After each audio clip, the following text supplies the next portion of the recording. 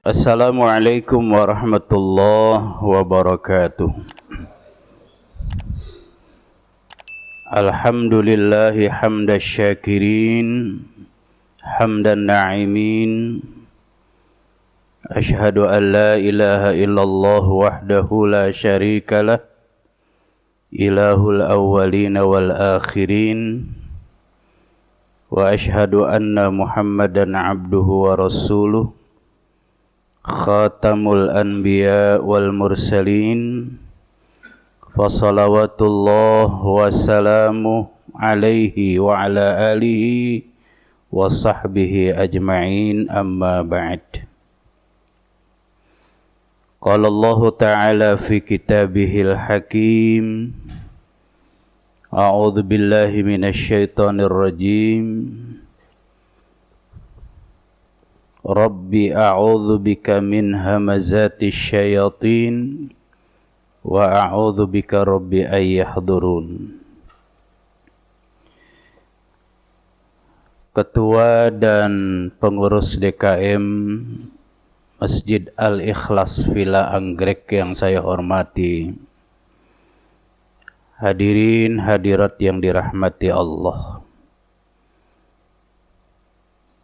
Senantiasa kita mengucapkan kalimat tahmid, alhamdulillahi rabbil alamin. Pujian milik Allah yang maha sempurna, yang selalu melimpahkan rahmat dan nikmatnya kepada kita, sehingga pagi ini kita dapat melaksanakan perintah Allah, ruku' dan sujud, dan talabul ilm. Teriring salawat dan salam untuk Nabi kita Muhammad sallallahu alaihi wasallam, hamba Allah dan utusannya yang sangat patut kita teladani. Kajian kita pagi ini mempelajari tentang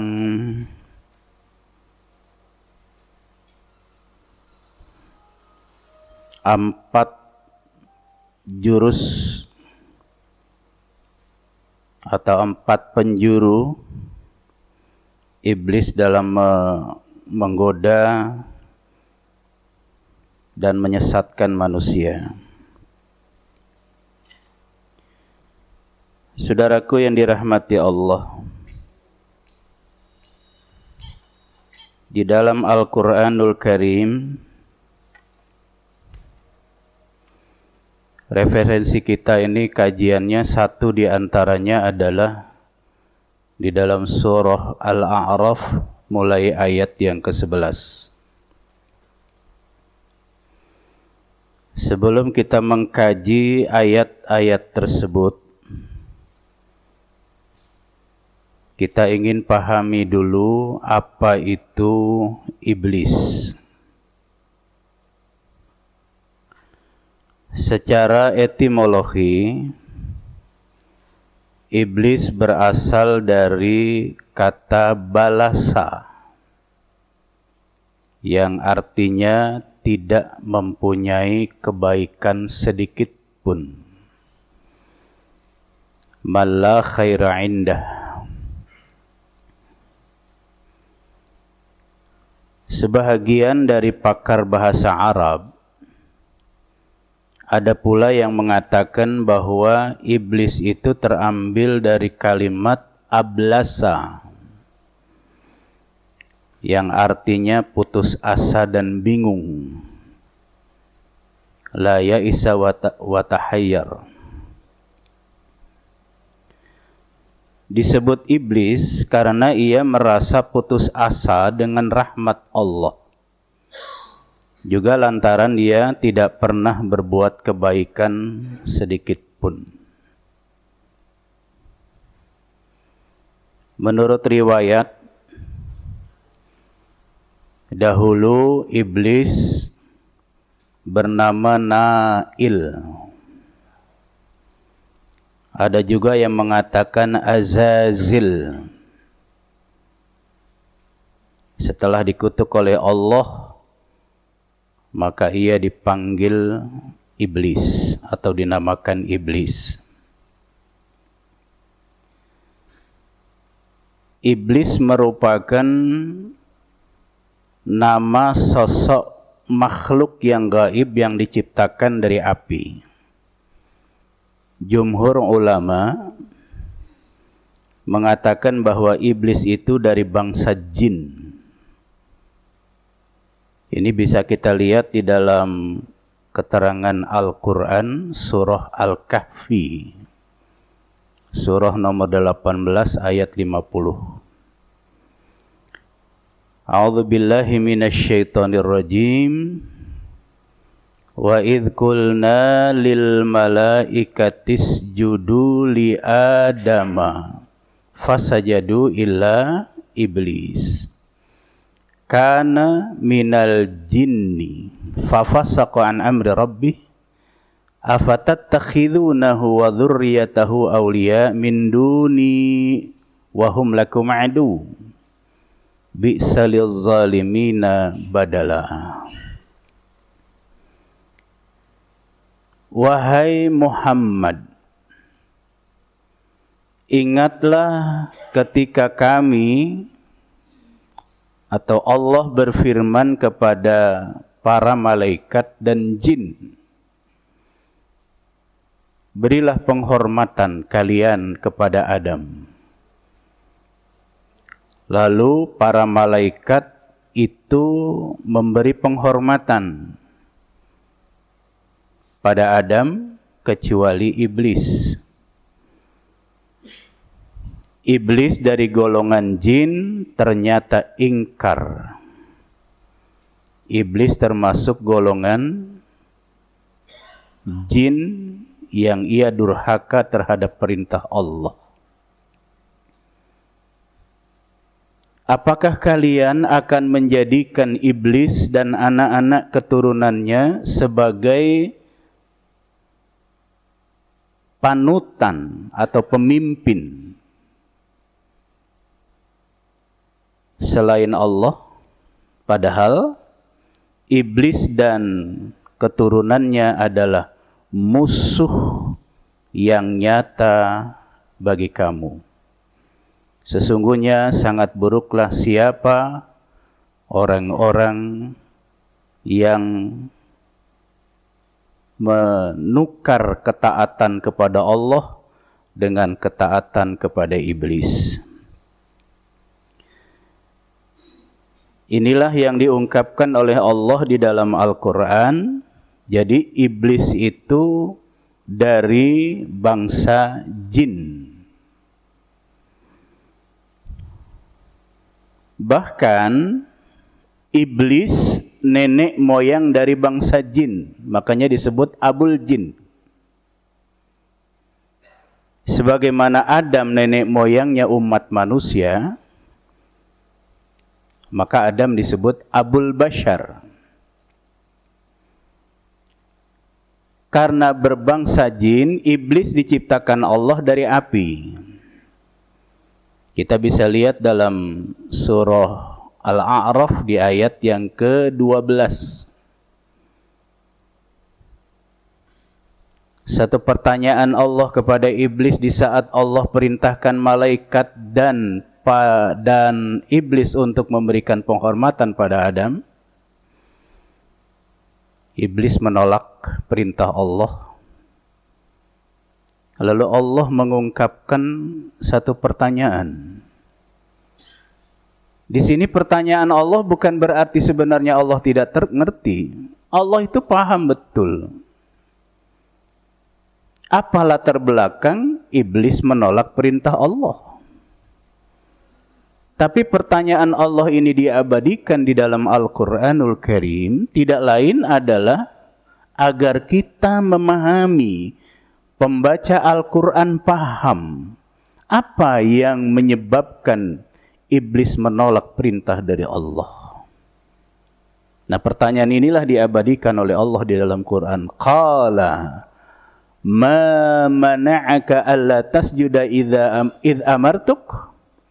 Qala ana khairum minhu. Khalaqtani min nar wa khalaqtahu min tin. Apa yang menyebabkan Apa yang menghalangimu untuk memberi penghormatan kepada Adam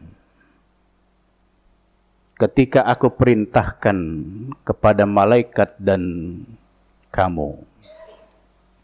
Qala, iblis memberikan jawaban, ana khairum minhu, aku lebih baik dari Adam. Khalaqtani min nar wa khalaqtahu min tin. Aku diciptakan dari api, sedangkan Adam diciptakan dari tanah.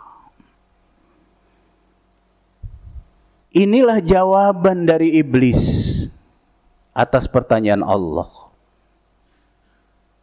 di mana Allah diminta untuk membandingkan antara iblis dan Adam. Ini kurang ajar ini. Ya.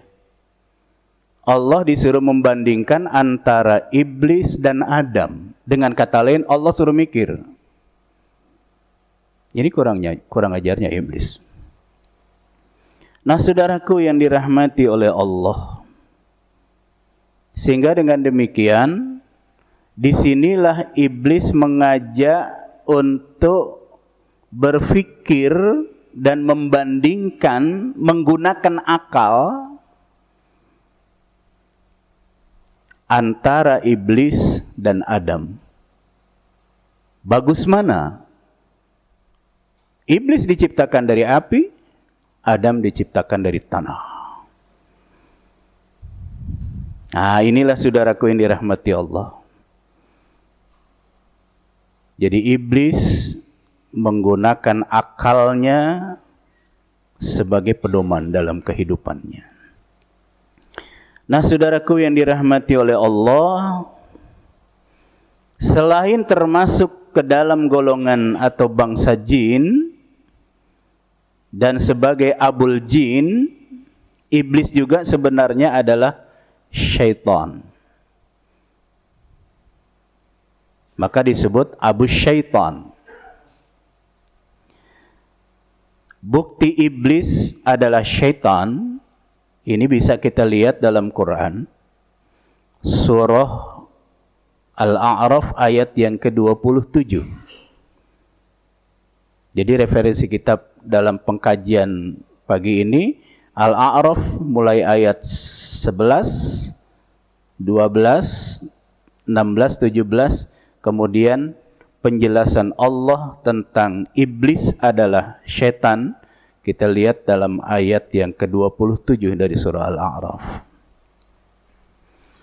Ya bani Adam, la yaftinannakumus syaitan kama akhraja abawaykum minal jannah. Yanzi'u anhuma libasahuma liyuriyahuma sawatihima. Innahu yarakum wa huwa qabiluhu wa min haitsu la yarawnahum inna ja'alna syayatin awliya'a lil ladzina la yu'minun. Wahai anak cucu Adam, ini tidak lain adalah kita. Janganlah sampai kamu tertipu oleh syaitan, sebagaimana halnya dia telah mengeluarkan ibu bapakmu dari jannah dengan menanggalkan pakaian keduanya untuk memperlihatkan aurat keduanya. Sesungguhnya dia dan pengikutnya dapat melihat kamu dari suatu tempat yang kamu tidak bisa melihat mereka. Sesungguhnya kami telah menjadikan setan-setan itu pemimpin bagi orang-orang yang tidak beriman. Nah, jadi jelas di sini bahwa jin itu, iblis itu adalah setan. Saudaraku yang dirahmati oleh Allah, bahkan kalau kita lihat dalam surah Al-Baqarah 14.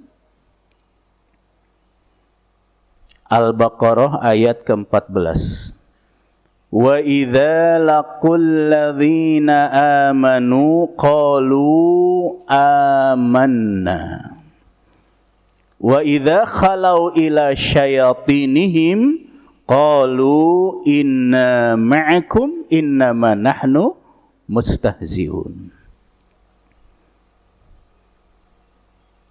Nah, di dalam ayat ini jelas, wa idza laqul ladzina amanu, dan apabila mereka kembali kepada orang-orang yang beriman, qalu amanna, mereka mengatakan kami sama dengan kalian, kami beriman.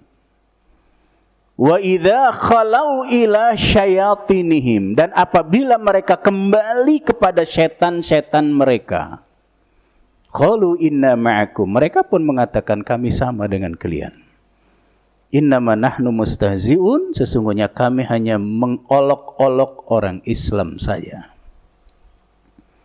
Nah, jadi di sini jelas, wa idza khalau ila syayatinihim, apabila mereka kembali kepada setan-setan mereka. Yang dimaksud setan-setan mereka itu adalah kelompok orang-orang kafir. Nah, jadi saudaraku yang dirahmati oleh Allah, di sini jelas bahwa orang-orang kafir itu juga disebut setan oleh Allah. Nah, saudaraku yang dirahmati oleh Allah, di sini bagaimana iblis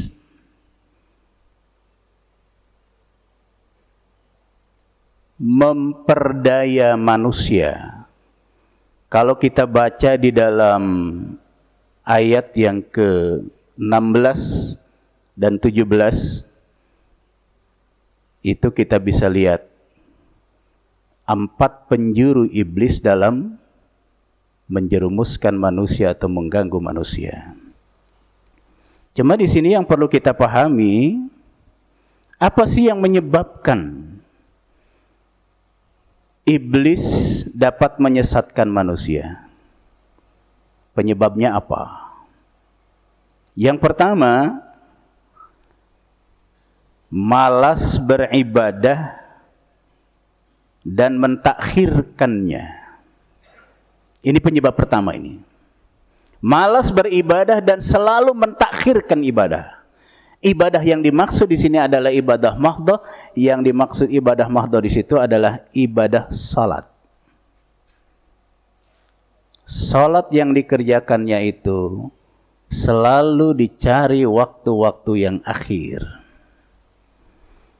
Yang kedua, menunda-nunda untuk taubat. Jadi dia selalu mengulur waktu untuk taubat. Masih muda. Masih jaya, masih gagah. Akhirnya ditunda waktu bertaubat. Padahal saat kematian tiba, tidak ada yang dapat mendeteksi kapan saatnya datang. Yang ketiga, serakah dalam mengumpulkan harta. Senantiasa sibuk dengan urusan-urusan dunia dan lupa kepada kehidupan akhirat. Keserakahan inilah yang digambarkan oleh Allah di dalam surah At-Takatsur. Alhaakumut takatsur hatta zurtumul maqabir. Karena orientasinya kepada dunia semata.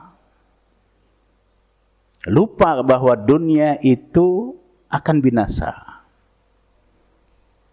Tapi dia tertipu dengan bisikan-bisikan iblis.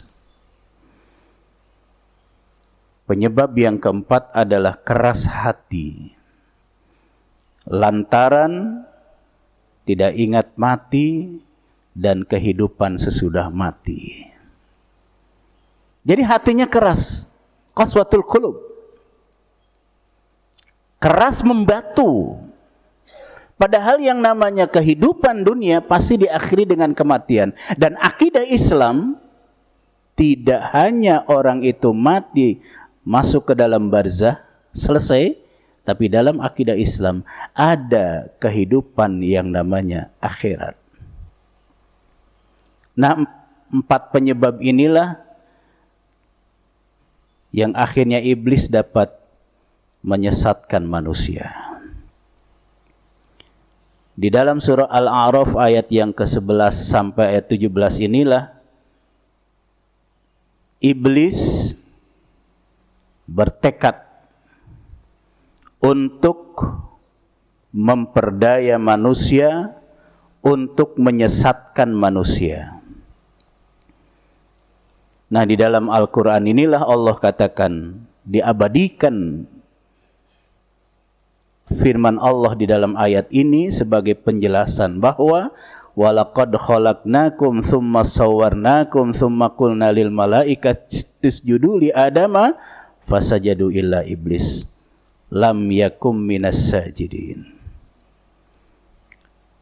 ila akhir ayat. Nah, saudaraku yang dirahmati oleh Allah, maka di dalam ayat yang ke-16 itulah setelah Allah bertanya kepada iblis, apa yang menyebabkan terhalangnya kamu melaksanakan perintahku? Dia mengatakan bahwa aku lebih baik dari Adam. Lalu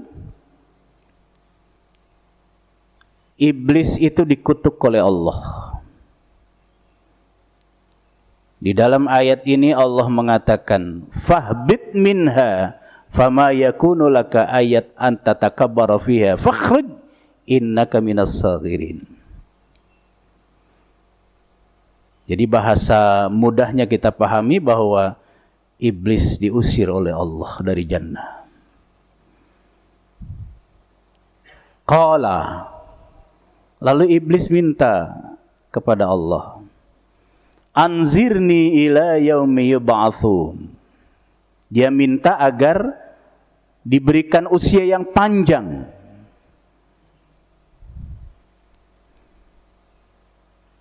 Qala, lalu Allah memberikan jawaban, innaka minal munzarin. Permintaan iblis itu dijawab oleh Allah. Sesungguhnya engkau adalah yang termasuk diberi tangguh kematiannya. Nah, saudaraku yang dirahmati oleh Allah, karena dia sudah dikutuk oleh Allah, diusir dari jannah, maka dia melancarkanlah program dari 4 penjuru ini yang diungkapkan dalam Quran. Qala fabima aghwaytani la'aqudanna lahum siratakal mustaqim. Iblis berkata kepada Allah, karena engkau telah menghukumku sesat, di sini la'aqudanna lahum. Ini pakai lam taukid dan nun sakilah. Maka pasti akan aku halangi mereka, orang-orang yang telah berada di jalan yang lurus. Bagaimana caranya? Thumma la'atiyannahum min baini aydihim wa min khalfihim wa an aymanihim wa an syama'ilihim fala tajidu aktsaruhum syakirin. 4 penjuru inilah yang dilakukan oleh iblis dalam upaya untuk memperdaya orang-orang yang sudah berada di jalan yang lurus. Nah, ini dijelaskan di dalam tafsir Ibnu Abbas tentang 4 penjuru ini. Yang pertama, mim baini aidihim. Iblis akan datang menghalangi orang-orang yang berada di jalan yang lurus itu dari muka, dari depan. Apa maksudnya? Min qibalil akhirah, dari arah akhirat. anna la jannata wala nara wala ba'tha wala hisab. Iblis membisikkan pada orang-orang yang sudah berada di jalan yang lurus bahwa sesungguhnya tidak ada yang disebut dengan jannah, tidak ada yang dinamakan an-nar, tidak ada yang namanya hari kebangkitan manusia dari kubur, dan tidak ada hari perhitungan amal. Inilah yang ditanamkan oleh iblis. Sehingga dengan demikian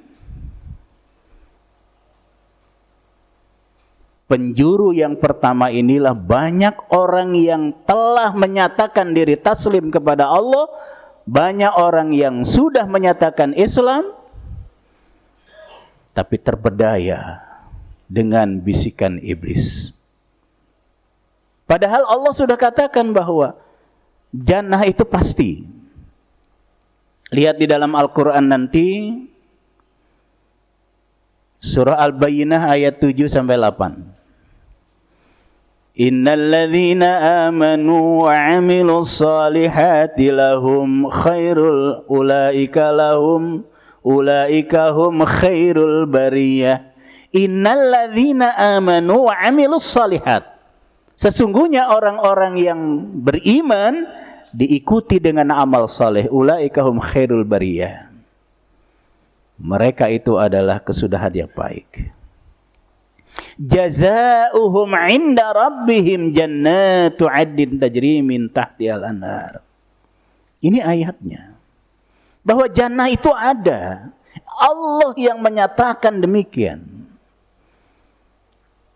Sehingga orang-orang yang beriman yang senantiasa diikuti dengan amal saleh, mereka akan dimasukkan ke dalam jannah. Khalidina fiha abada, dan mereka masuk ke dalam jannah itu kekal di dalamnya. Nah ini saudara. Begitu juga tentang an-nar. Kalau iblis mengatakan tidak ada jannah, tidak ada nar, Allah menyatakan bahwa innal ladzina kafaru min ahlil kitab wal musyrikina fi nari jahannam khalidina fiha ulaika hum syarrul bariyah. Ini penjelasan Allah dalam Quran dan informasi yang absolut, kebenarannya mutlak. Tapi ternyata memang bisikan iblis itu benar-benar ada yang masuk ke dalam telinga orang-orang yang telah menyatakan diri taslim pada Allah. Nah ini saudaraku yang dirahmati Allah. Kemudian iblis menanamkan tidak ada hari perhitungan amal. Allah tegaskan di dalam Al-Quran, surah Al-Insyiqaq, surah nomor yang ke-84, dimulai ayat yang ke-7. Wa amma man utiya kitabahu biyamini fasawfa yuhasabu hisabai yasira. Adapun orang yang diberi kitab catatan dari sebelah kanan, maka ia akan diperiksa dengan mudah. Hisabai yasira, perhitungan yang mudah, kata Allah. Jadi yang namanya hari perhitungan menurut konsep Quran itu ada. Wa yanqalibu ila ahlihi masrura, dan dia akan kembali kepada keluarganya dengan gembira, dengan senang. Wa amma man utiya kitabahu wara'a dhahri, dan barang siapa yang mendapatkan kitab catatannya dari belakang punggungnya, fasawfa yad'u thubura, kata Allah, maka dia akan berteriak, celaka aku. Wa yasla sa'ira, dia akan masuk ke dalam api yang menyala-nyala. Itulah yang disebut dengan neraka sa'ir. Nah, ini informasi objektif dari Quran. Apa yang diungkapkan oleh Allah dalam Quran itu pasti. Kita lihat lagi dalam surah Al-Isra mulai ayat yang ke-13. Al-Isra mulai ayat yang ke-13 dan 14. Di mana ayat itu menjelaskan bahwa Allah telah menetapkan di kalung di leher mereka. Yang dimaksud dengan penetapan itu adalah telah dicatat. Ayat itu dimulai dengan wa kulla insanin alzamnahu ta'irahu fi 'unuqihi wa nukhriju lahu yaumil qiyamati kitaban yalqahu mansyura. Semua manusia telah kami tetapkan di leher mereka, telah kami catat di leher mereka, maksudnya telah dicatat dalam kitab catatan mereka. Semua yang dikerjakan di muka bumi. Wa nukhriju lahu yaumal qiyamah, dan kami keluarkan bagi manusia itu sebuah kitab catatan yang telah didapatkannya terbuka. Di ayat ke-14 Allah katakan, Iqra kitabak kafa binafsikal yawma 'alaika hasiba. Baca buku catatanmu itu, cukuplah dirimu sendiri yang menjadi penghisab pada hari ini. Nah, jadi kalau bisikan iblis mengatakan bahwa tidak ada hari perhitungan amal, Allah mengatakan ada. Nah, oleh karena itu saudaraku yang dirahmati oleh Allah, kita ingat lagi pada surah Yasin ayat 12, Inna nahnu nuhyil mauta wa naktubu ma qaddamu wa atharahum wa kulla syai'in ahsaynahu fi imamin mubin. Sesungguhnya kami yang menghidupkan yang mati. Nanti kita mati, masuk ke barzah, kemudian terjadinya yaumus sa'ah, hari kehancuran alam. Allah perintahkan kepada malaikat untuk meniup serunai yang pertama, hancur alam seluruhnya. Itu yang disebut dengan yaumus sa'ah. Kemudian Allah perintahkan tiup serunai kedua untuk diciptakan alam yang baru. Tiupan serunai yang ketiga menghidupkan manusia yang sudah mati ribuan tahun yang lalu atau yang baru beberapa waktu mati, dihidupkan kembali oleh Allah. Nah, disitulah Allah katakan, kami yang mencatat. Allah menggunakan bahasa kami ini bukan berarti Allah terdiri dari beberapa oknum. Tapi yang dimaksud dengan kami di situ, pertama adalah ini bahasa yang halus, bahasa yang sopan. Yang kedua, lita'zim, untuk mengagungkan dirinya sendiri. Yang ketiga, Allah melibatkan makhluknya yang namanya malaikat. Maka ada petugas-petugas khusus, yaitu malaikat yang mencatat pekerjaan kita, peninggalan kita. Bahkan ucapan yang kita lontarkan dari lidah kita. Lihat nanti surah Qaf ayat 18. Ma yalfidhu min qawlin illa ladaihi raqibun atid. Jadi semua pekerjaan kita terhitung sejak usia balik dan berakal. Semua peninggalan-peninggalan kita, yang baik dan yang buruk, semua perkataan kita yang baik dan yang buruk tercatat dalam catatan yang ada di malaikat. Jelas ayatnya ini. Maka di saat ada orang yang menerima nanti di akhirat kitab yang ada di sebelah kanan, itu pertanda bahwa dia bernasib baik. Artinya dia akan masuk ke dalam jannah. Tapi kalau ada yang menerima kitab catatan dari kiri, alamat celaka dia. Nah, ini saudaraku yang dirahmati oleh Allah. Sehingga sekarang kita hidup ini, bagaimana kita melakukan hal-hal yang diperintahkan oleh Allah. meninggalkan hal-hal yang positif. Sesuai dengan ayat 12 dari surah Yasin tadi. Karena perbuatan kita yang baik dan yang buruk, peninggalan kita yang baik dan yang buruk, perkataan kita yang baik dan yang buruk, dicatat dengan teliti oleh malaikat.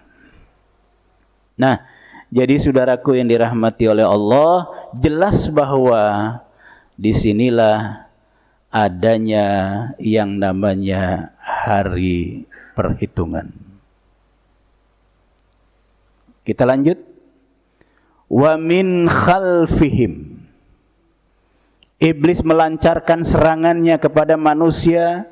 Aku datang menghalangi orang-orang yang sudah berada di jalan yang lurus dari belakang, kata ayat ini. Dijelaskan di dalam tafsir Ibnu Abbas, yang dimaksud dari belakang itu adalah annad dunya la tafna. Sesungguhnya dunia itu tidak binasa, tidak hancur. Wa amuruhum bil jam'i. Aku perintahkan kepada manusia untuk mengumpulkan harta sebanyak-banyaknya. Wal man'i, sudah dapat, tahan. Gunakan hanya untuk diri dan keluargamu saja. Wal bukhli, ditanamkan sifat bakhil. Wal fasad, lalu dianjurkan manusia untuk melakukan perbuatan kerusakan. Ini misinya iblis. Jadi saudaraku yang dirahmati Allah, iblis membisikkan ke telinga manusia yang sudah berada di jalan yang lurus bahwa dunia ini nggak akan binasa. Padahal Allah katakan di dalam Quran akan binasa. Itulah yang disebut dengan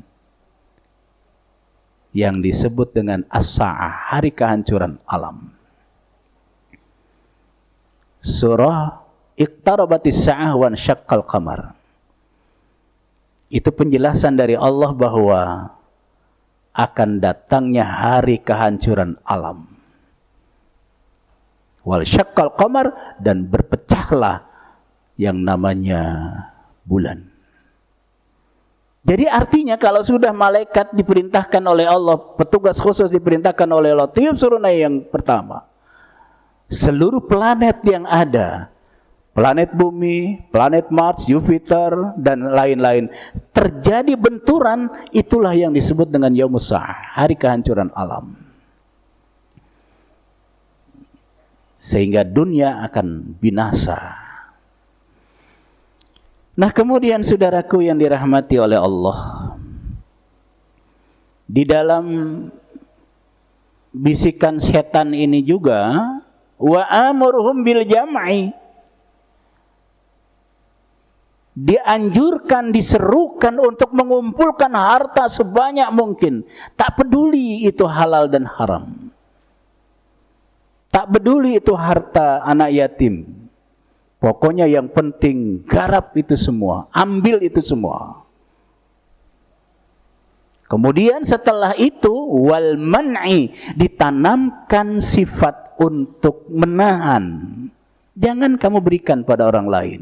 Enggak usah kamu bersifat sosial pada orang lain. Enggak usah kamu mikirin orang lain.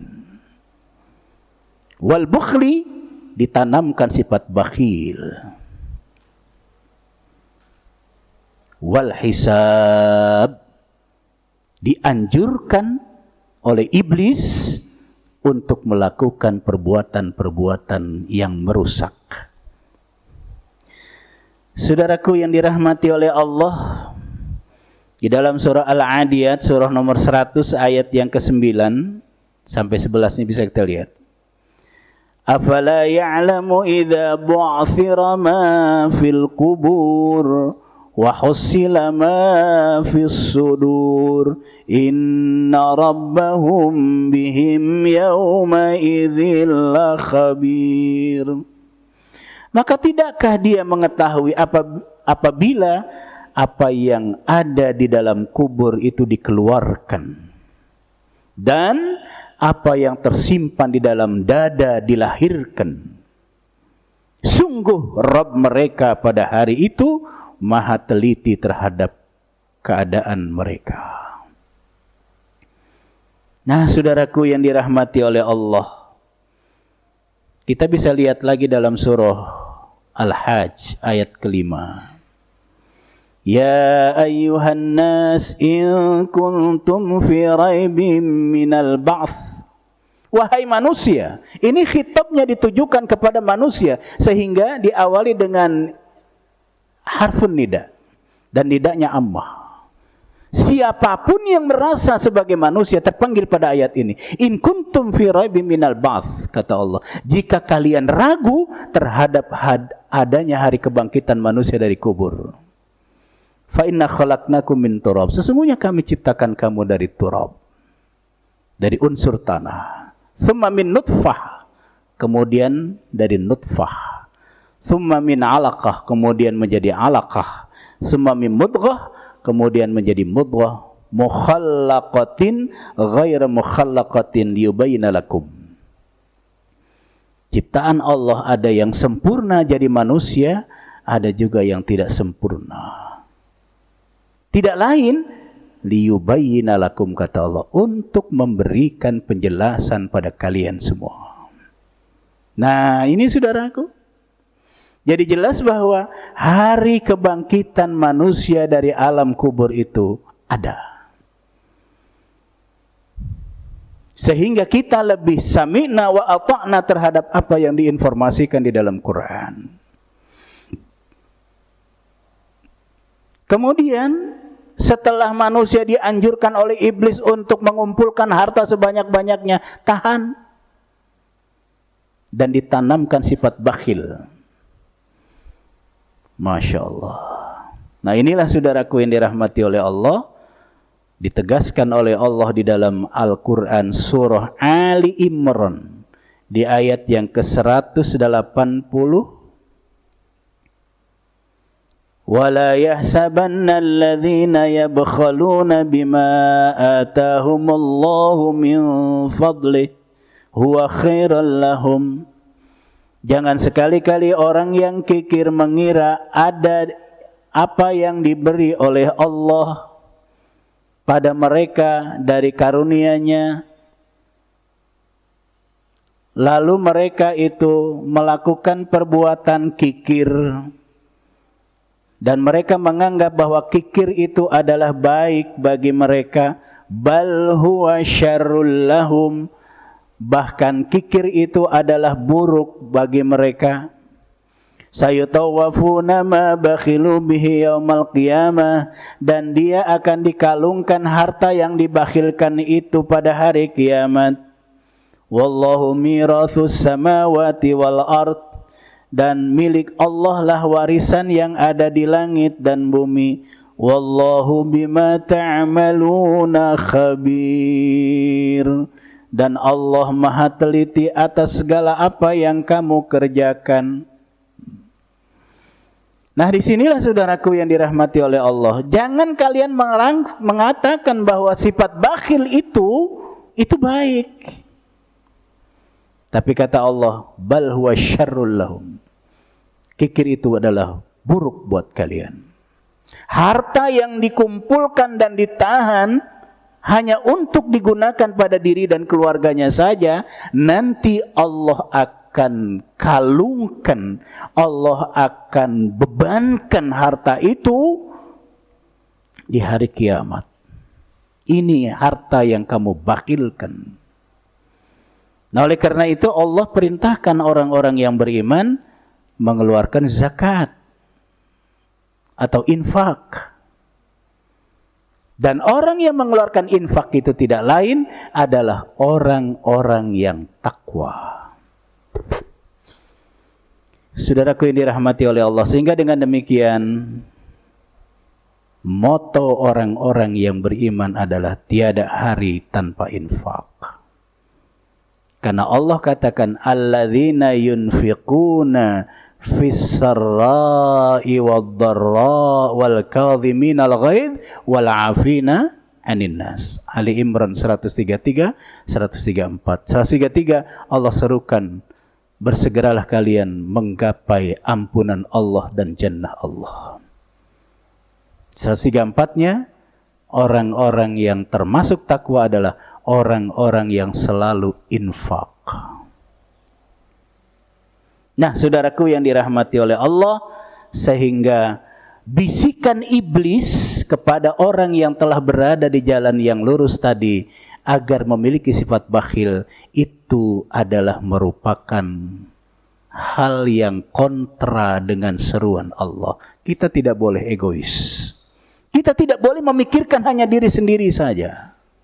Oleh karena itu, saudara, di antara tanda solat diterima oleh Allah, di antaranya adalah semakin tumbuh dan berkembangnya jiwa sosial.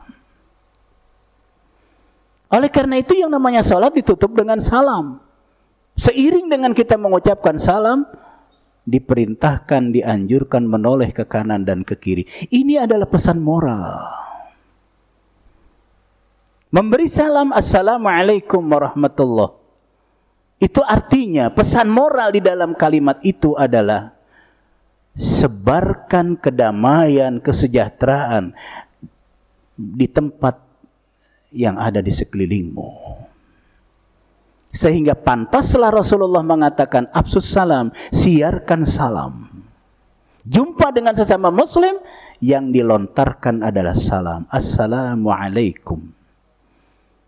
Ini adalah merupakan realisasi dari salat yang ditutup dengan salam, yang artinya kita dianjurkan menegakkan kedamaian, jangan menegakkan kerusuhan dan kerusakan.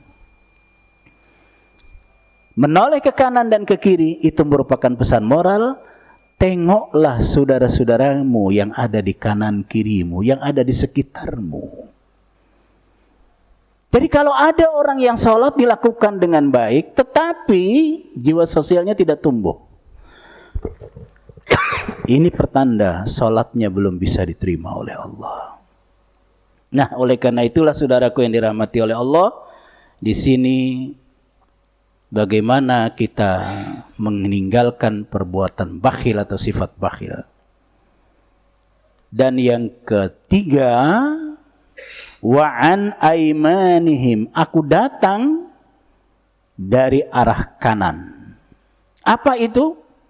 Min kibaliddin, dari arah agama. Faman kana alal huda ashbahu alaih. Aku menghambat mereka dari sudut agama. Orang yang memperoleh petunjuk, aku akan samarkan amalan-amalan mereka.